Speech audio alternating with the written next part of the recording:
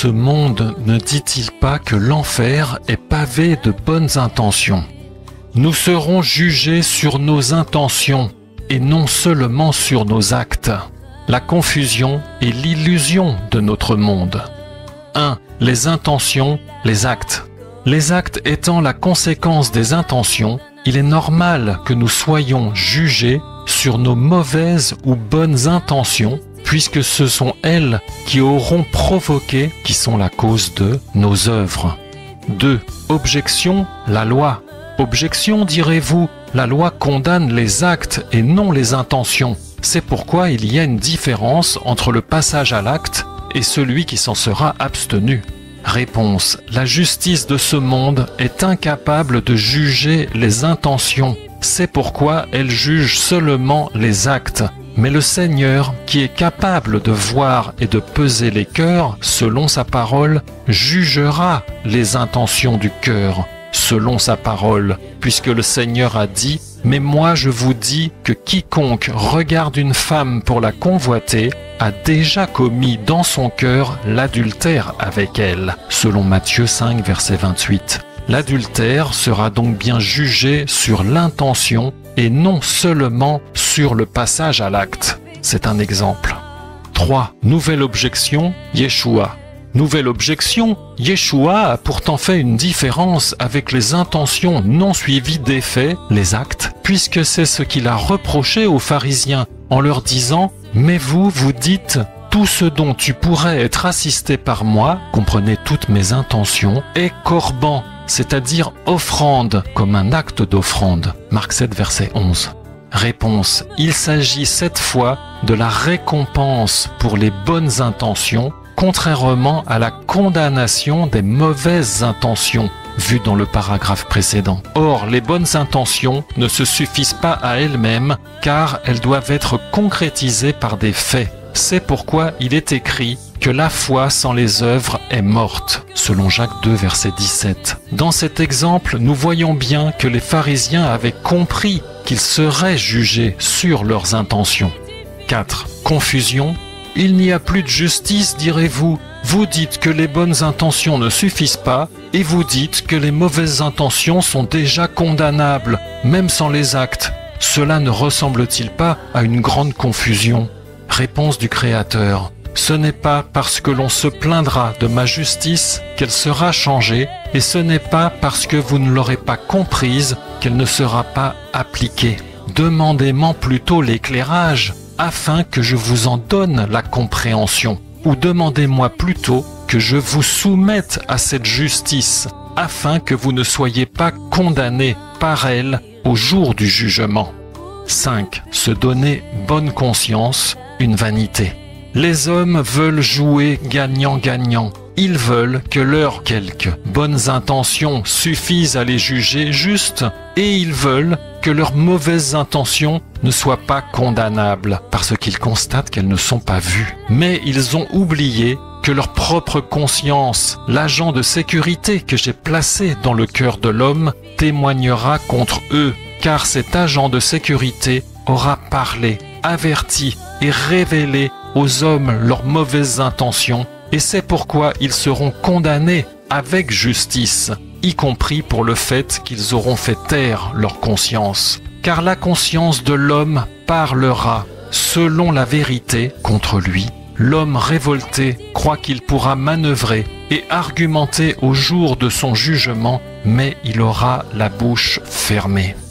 Ne vous y trompez pas, celui qui conclura après avoir entendu ce message qu'il doit faire dorénavant des efforts pour améliorer ses sentiments, ses intentions, afin de ne pas être condamnable, n'aura rien compris à ce message, car ma parole dit que le cœur de l'homme est incurable, selon Jérémie 17, verset 9. Je suis le seul à pouvoir arracher l'homme de sa nature charnelle mauvaise. C'est pourquoi soumettez-vous à moi, et je le ferai, dit le Seigneur Sabaoth, le Créateur. Et je le ferai parce que je vous aime, moi, votre Père. Devenez mes enfants.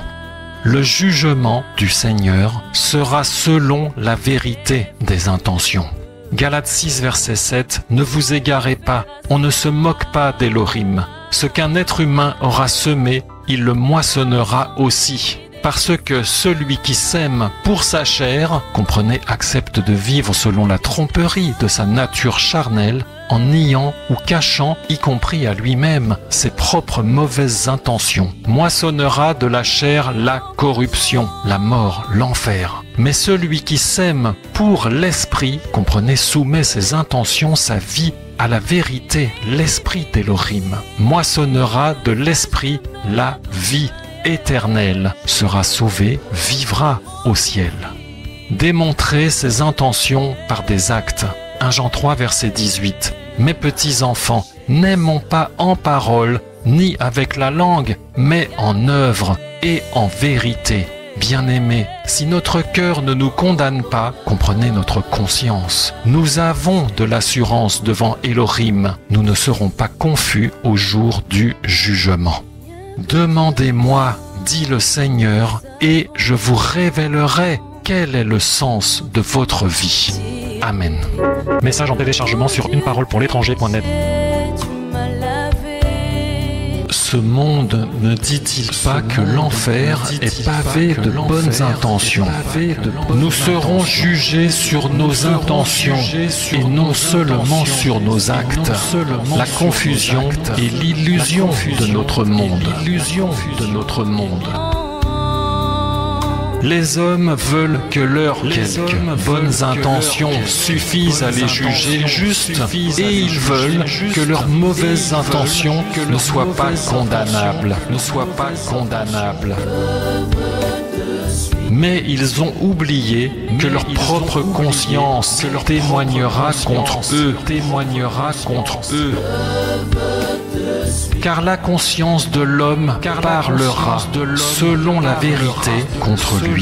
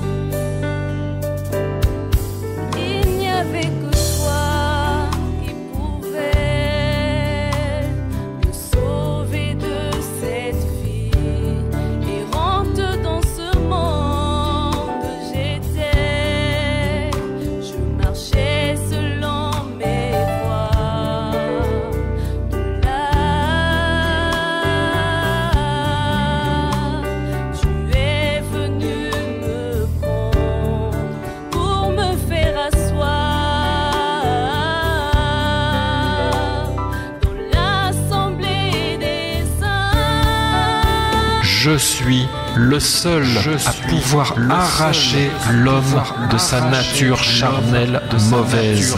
C'est pourquoi soumettez-vous à moi et je le ferai, dit le Seigneur.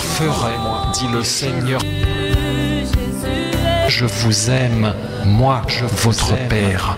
Devenez mes enfants.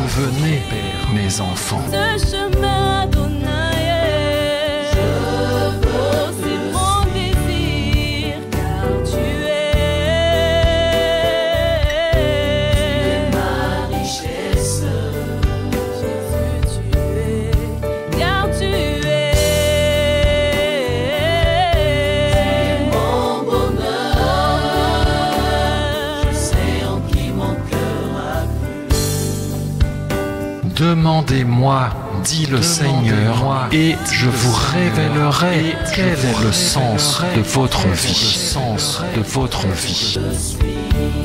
Malgré mes manquements, Jésus, je veux te suivre. Malgré les difficultés,